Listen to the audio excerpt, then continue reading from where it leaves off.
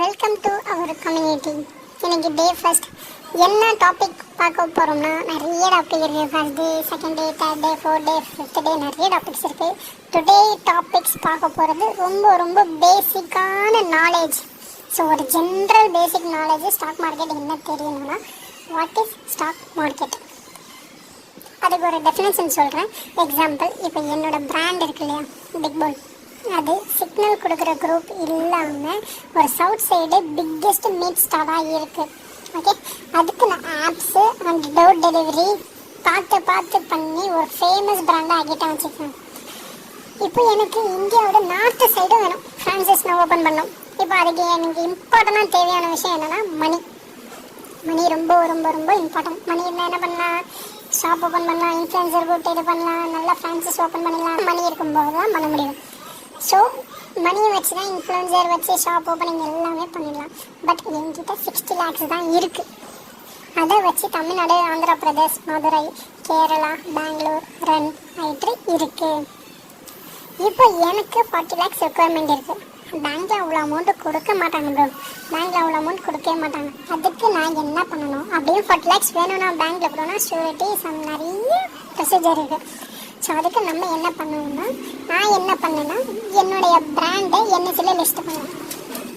இப்போ என்எஸ்சியில் லிஸ்ட்டு பண்ணுவேன் இல்லையா, அவங்க என்ன பண்ணுவாங்கன்னா என்னோட பிராண்டை நல்லா ரூல்ஸ் எல்லாமே கரெக்டாக லிஸ்ட் ஆகிட்டதுக்கப்புறம் என்னுடைய ஷேர் எல்லாமே 4 lakhs ஷேராக, என் கம்பெனியோட 4 lakhs ஷேரை பர் ஷேர் 10 rupeesன்னு சொல்லி டிவைடட் பண்ணிவிடுவாங்க.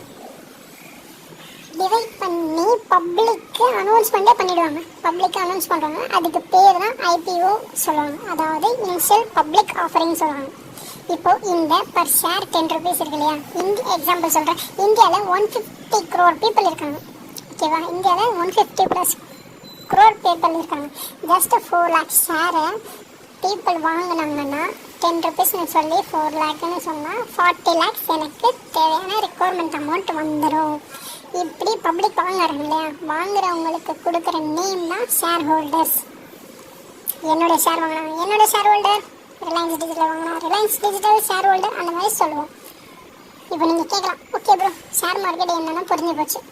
இப்போ இந்த என்எஸ்சி பிஎஸ்சினா என்ன ப்ரோ, இப்போ நிஃப்டி பேங்க் நிஃப்டி கூட நிறைய இடத்துல பார்த்துக்கோம். ஓகே, இந்த என்எஸ்சி பிஎஸ்சி நடுநடுவில் சொல்கிறாங்களே அப்படின்னா என்ன ப்ரோ அப்படின்னா, NSE what is NSE, what is BSE அப்படின்னா, என்எஸ்சின்றது நேஷ்னல் ஸ்டாக் எக்ஸ்சேஞ்ச், பிஎஸ்சின்றது பாம்பே ஸ்டாக் எக்ஸ்சேஞ்ச்.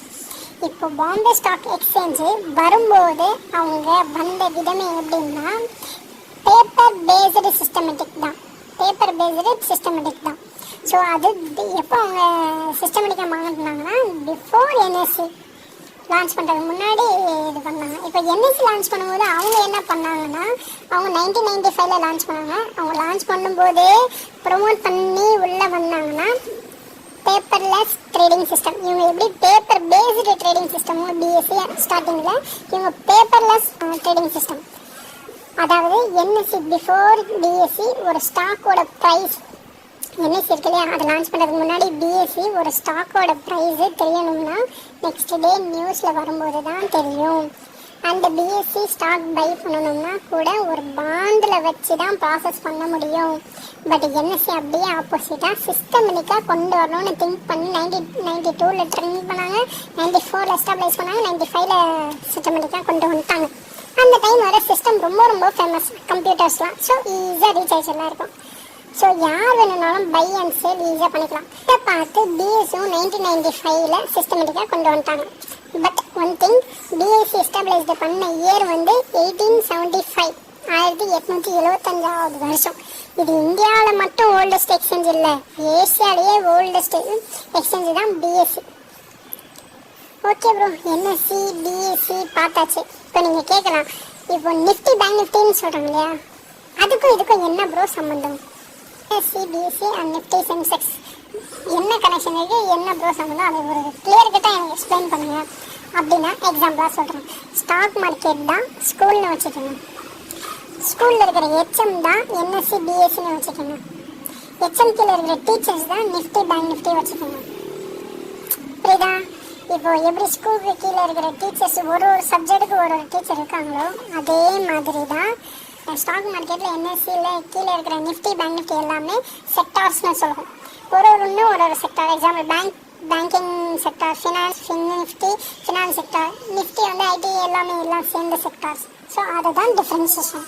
என்ன செக்டார்ஸ் இருக்குன்னு பார்க்கலாமா? என்எஸ்சியில் என்னென்ன செக்டார்ஸ் இருக்குன்னா நிஃப்டி 50 இருக்குது, அண்ட் பேங்க் நிஃப்டி இருக்குது, ஃபின் நிஃப்டி இருக்குது. இன்னொன்று நிஃப்டி 50 ஏன் நிஃப்டி 50ன்னு கூப்பிட்றாங்கன்னு தெரியுமா? எக்ஸாம்பிள் என்எஸ்சியில் டோட்டலாக 2266 கம்பெனி லிஸ்ட் ஆகிருக்கு. அதில் டாப் 50 கம்பெனி, டாப் ஷேர் வச்சிருக்கிற கம்பெனி மட்டும்தான் நிஃப்டி 50ன்னு கூப்பிடுவாங்க. ஓகேவா? அதே மாதிரி பிஎஸ்சியில் 5309 கம்பெனி லிஸ்ட் ஆகிருக்கு. அதில் டாப் 30 கம்பெனிஸை தான் சென்செக்ஸ்னு சொல்லுவோம். அப்போ பேங்க் நிஃப்டி என்ன ப்ரோ கேட்டிங்களா?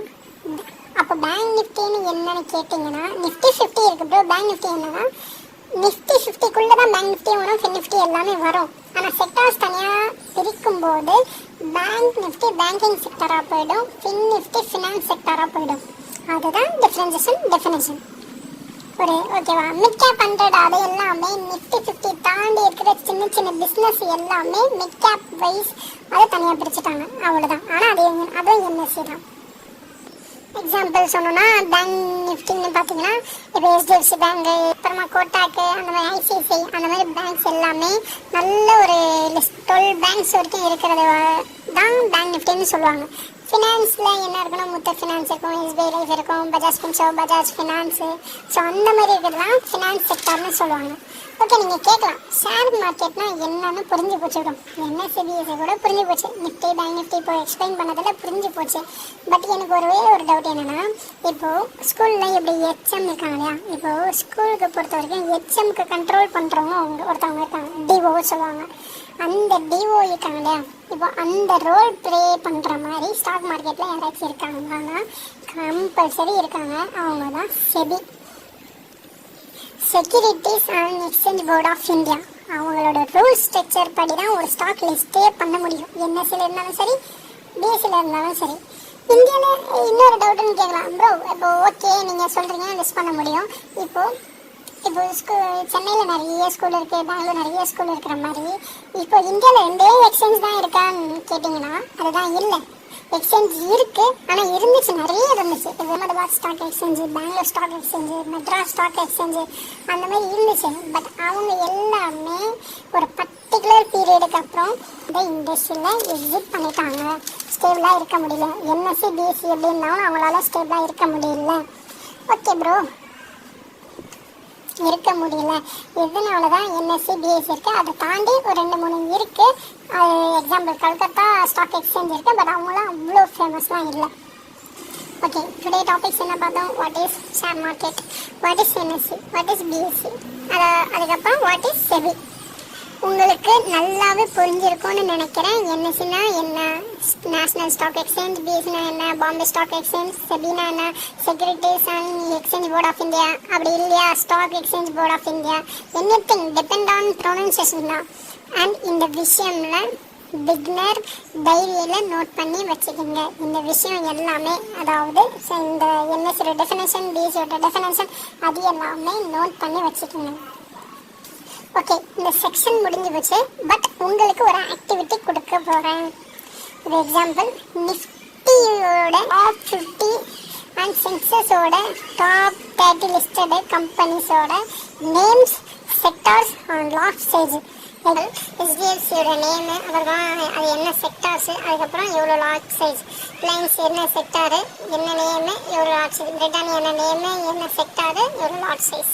நிஃப்டி 50யோட கம்பெனிஸ்லாம் எடுத்துலாம் ப்ரோ. பட் அது என்ன செக்டார் எப்படி சர்ச் பண்ணணும்னு தெரியாது ப்ரோ. எக்ஸாம்பிள் கோ டு கூகுளில் போய் சர்ச் பண்ணிவிட்டு HDFC பேங்க் என்ன செக்டார்னு சர்ச் பண்ணுங்கள், அது ப்ரைவேட் செக்டார்னு காட்டிடும். அதே மாதிரி பிரிட்டானியா என்ன செக்டார்னு செலக்ட் பண்ணுங்கள், அது என்ன செக்டார், FMCG ப்ராடக்ட்னு செக்டார்னு காட்டிடும்.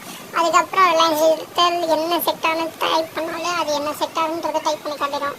சரி, இது ஓகே. ப்ரோ லாட் சைஸு எப்படி எடுக்கிறதுனா சிம்பிள் க்ரோ நான் க்ரோ வச்சுருக்கேன் க்ரோவில் போய் யூஸ் பண்ணுங்கள். இல்லை ப்ரோக்கரேஜ் எது இருக்கோ அதை ஏற்ற மாதிரி நீங்கள் ப்ரோக்கரேஜுக்குள்ளே போய் டாப்பில் நீங்கள் சர்ச் பண்ணணும். என்ன இப்போ எக்ஸாம்பிள் என்ன கம்பெனி சர்ச் பண்ணுறீங்களோ அதை சர்ச் பண்ணிட்டு ஆப்ஷன் செயின்குள்ளே போயிட்டு ஏதாவது ஸ்ட்ரைக் ப்ரைஸ் நீங்கள் ஓப்பன் பண்ணிங்கன்னா அது லாட் சைஸ் எவ்வளோன்னு காட்டிடும்.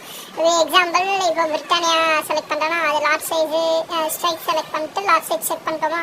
இப்போ பேக் வந்துட்டு இப்போது நிஃப்டி 50ல் என்ன கம்பெனி அது கம்பெனி எப்படி லிஸ்ட் ஆகிடணும். நிஃப்டி கம்பெனியில் போய் ஒவ்வொரு வியூ செலக்ட் பண்ணாலே போதும். வியூ ஆலில் எல்லா கம்பெனியும் வந்துடும். அதை செலக்ட் பண்ணி அந்த லாட் சைஸு அது என்ன கம்பெனி அப்புறமா அது எவ்வளோ என்ன செக்டாருன்றது கூட ஈஸியாக கண்டுபிடிச்சிடலாம். ஸோ அதே மாதிரி சென்செக்ஸில் போய் பாருங்கள். சென்செக்ஸ்லேயும் சேம் தான். அதே கிளிக் பண்ணோம். சென்செக்ஸ் கிளிக் பண்ணி ஆப்ஷன் செயின் கிளிக் பண்ணி என்ன லாட் சைஸ் செக் பண்ணிக்கலாம். எல்லா சென்செக்ஸில் ஒவ்வொரு வியூ செலக்ட் பண்ணி நீங்கள் ஸ்க்ரால் பண்ணாலே தெரிஞ்சுக்கலாம். ஓகே, டுடே ஆக்டிவிட்டி எல்லாமே பக்காவாக ஃபினிஷ் பண்ணால் மட்டும்தான் நெக்ஸ்ட் டே கிளாஸே அட்டன் பண்ண முடியும். ஸோ ஒவ்வொரு கிளாஸ்க்கும் 1 டே கேப் அப்போ இருக்கும். ஸோ 1 டே கேப் எதுக்காகனா இந்த ஆக்டிவிட்டி ஃபில் பண்ணுறதுக்காக. ஸோ இன்னைக்கு ஈவினிங் நான் அனுப்புகிறேன்னா உங்களால் அதை பார்க்க தான் முடியும். ஸோ அந்த ஹோம்ஒர்க் முடிக்க முடியாது. ஸோ அதனால் இன்னைக்கு விட்டுட்டு இன்றைக்கி லெசன் பண்ணிவிட்டு நெக்ஸ்ட் டே அது என்ன ப்ராசஸோ அதை முடிச்சுட்டு அடுத்த நாள் பாருங்கள். Okay, thank you.